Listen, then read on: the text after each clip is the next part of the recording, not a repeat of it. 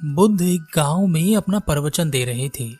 प्रवचन खत्म होने पर एक व्यक्ति उठकर खड़ा हुआ और बुद्ध से बोला, बुद्ध, मैंने कई बार आपके प्रवचन सुने हैं। आप व्यर्थ की बातें करते हैं। ना तो आप शास्त्रों की बात करते हैं और ना ही आप ईश्वर की बात करते हैं। ना ही आप मंत्र उच्चारण करते हैं और ना ही कोई जाप करते हैं। जो ज्ञान की बात आप हमें बताते हैं वह तो छोटी छोटी सारी बातें हम भी जानते हैं। तो फिर आप क्या खास बताते हैं? मुझे समझ नहीं आता, यह सब लोग भीड़ लगाकर आपके पास आपका प्रवचन सुनने क्यों आते हैं?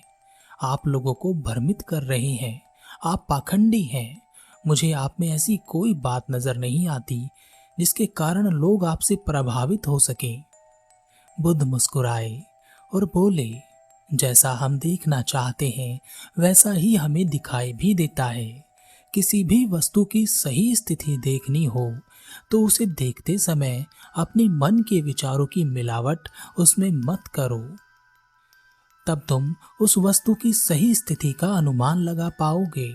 तुम क्रोध से भरे हो तो सारी दुनिया तुम्हें क्रोधी ही नजर आएगी, और यदि तुम प्रेम से भरे हो तो सारी दुनिया तुम्हें प्रेम से भरी नजर आएगी। और इसी तरह यदि तुमने किसी व्यक्ति के प्रति कोई गलत धारणा अपना ली है तो वह व्यक्ति कितना भी अच्छा क्यों ना हो, तुम्हें उसमें बुराइयां ही नजर आएंगी। यदि तुम उस व्यक्ति की सही स्थिति का अनुमान करना चाहते हो तो अपनी पूर्व धारणाओं को हटाकर देखो। तुम्हारे मन में मेरे प्रति जो पूर्व धारणाएं बनी हुई हैं उन्हें हटाकर देखो। तब तुम्हें सत्य साफ नजर आएगा। उस पर झूठ की मिलावट नहीं होगी। बुद्ध की बातें सुनकर वह व्यक्ति शांत हो गया और बुद्ध के चरणों में गिरकर बोला, हे बुद्ध, वास्तव में मैं आपके प्रवचन सुनने यहाँ नहीं आता। मैं तो यह देखने आया था कि आप लोगों को ऐसा कौन सा मंत्र देते हैं जिससे कि वह हर स्थिति में खुश रहते हैं। मेरा एक मित्र आपका शिष्य है, आपका उपासक है। हम दोनों 12 वर्ष पूर्व नगर में आए थे। उस समय मैं बहुत गरीब था, मेरा मित्र धनवान था। तब मैंने अपने मित्र से व्यापार आरंभ करने के लिए धन उधार लिया और व्यापार आरंभ किया। मैं हमेशा से यही सोचता था कि अपने मित्र से अधिक धनवान बनकर दिखाऊंगा, और मैंने बहुत मेहनत की। धीरे धीरे मैं अपने मित्र से अधिक धनवान होता चला गया। तब मैंने अपने मित्र से अधिक बड़ा घर बनाया और उससे अधिक बड़ा रथ भी लिया। मेरा मित्र मुझसे ईर्ष्या करने लगा था और मुझे इस बात में बड़ा मजा आने लगा था। मैं उसे दिखाने के लिए अपने बड़े रथ में उसके घर जाता, बढ़ा चढ़ाकर अपने व्यापार का गुणगान करता। मैं उसे बता देना चाहता था कि मैं उससे कहीं अधिक बड़ा व्यापारी हूँ। अब वह मेरे सामने कुछ भी नहीं है। उसके चेहरे के भाव देखकर मेरे मन को बहुत शांति मिलती। वह मेरे व्यापार को नष्ट करने के लिए तरह तरह के षड्यंत्र रचता। एक दिन उसका व्यापार नष्ट हो गया और वह कर्जदार हो गया। अब मैंने सोचा कि वह अपना कर्जा उतारने के लिए मेरे पास धन मांगने आएगा।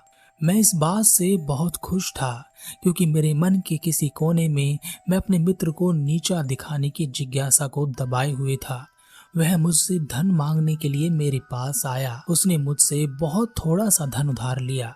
तब मैंने सोचा कि वह इतने थोड़े से धन से क्या करेगा। मैं उसे और अधिक धन देना चाहता था, लेकिन उसने लेने से मना कर दिया। इसके बाद मैं 1 वर्ष व्यापार के लिए नगर से बाहर चला गया, और जब मैं वापस आया तब मैंने देखा कि मेरे मित्र ने छोटा सा व्यापार खड़ा किया है। उस व्यापार से जो भी कमाई होती है उसमें से वह बहुत थोड़ा सा हिस्सा अपने लिए और अपने परिवार के लिए रखता है और ज्यादातर हिस्सा लोगों की मदद के लिए खर्च कर देता है। मैंने देखा कि सभी लोग मेरे मित्र का सम्मान करते हैं, सभी उसका आदर करते हैं, यहाँ तक कि राजा भी उसे अधिक सम्मान देते हैं। यह देखकर मैं आश्चर्यचकित हुआ कि यह कैसे हो गया। तब मैं नए नए हीरे जवाहरात लेकर और एक नया रथ लेकर अपने मित्र को दिखाने के लिए उसके घर पर पहुंचा। मैंने सोचा कि वह मेरा नया रथ देखकर और हीरे जवाहरात देखकर मुझसे ईर्ष्या करेगा, लेकिन मैंने देखा कि उसके ऊपर इन सब चीजों का कोई प्रभाव ही नहीं हुआ। वह बिल्कुल पानी की तरह शांत था। उसका व्यापार बड़ा नहीं था, लेकिन वह पहले से अधिक आनंदित था। उसे अब मेरे रथ में या मेरे बड़े घर में या मेरे व्यापार में कोई रुचि नहीं थी। 1 वर्ष बाद जब उसने मुझे देखा तो उसने मुझे सप्रेम गले से लगा लिया। उसके प्रेम में भी एक अलग ही बात थी। अपने मित्र का ऐसा भाव मैंने आज तक नहीं देखा था। मेरे पूछने पर मित्र ने बताया कि यह सब आपकी कृपा से मिला है। तब मैंने सोचा कि आपने जरूर मेरे मित्र को कोई मंत्र दिया होगा। तब मैं आपके प्रवचन सुनने यहाँ रोज आने लगा। लेकिन मैंने देखा कि आप कोई मंत्र नहीं देते। यहाँ आए सभी व्यक्तियों को आपके प्रवचन से कुछ न कुछ मिलता है। यहाँ आए सभी व्यक्ति शांत हो जाते हैं। जब मैंने देखा कि सभी व्यक्तियों को कुछ न कुछ मिल रहा है, लेकिन मुझे नहीं मिल पा रहा, तो मेरा मन अशांत होता चला गया। इसी अशांति में मैंने आपको अब शब्द कहे। इसके लिए मैं आपसे क्षमा चाहता हूँ बुद्ध। बुद्ध मुस्कुराए और बोले, जिसमें अपनी गलतियों को देखने की क्षमता होती है, वह अपनी गलतियों को सुधार भी सकता है।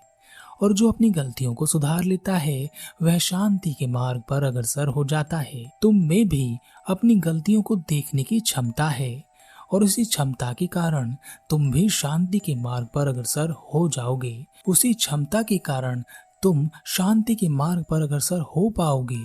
सभी गलत कार्य मन से उभरते हैं। अगर मन परिवर्तित हो जाए तो कोई और गलत कार्य हो ही नहीं सकता। हम सब वही बनते हैं जो हम सोचते हैं।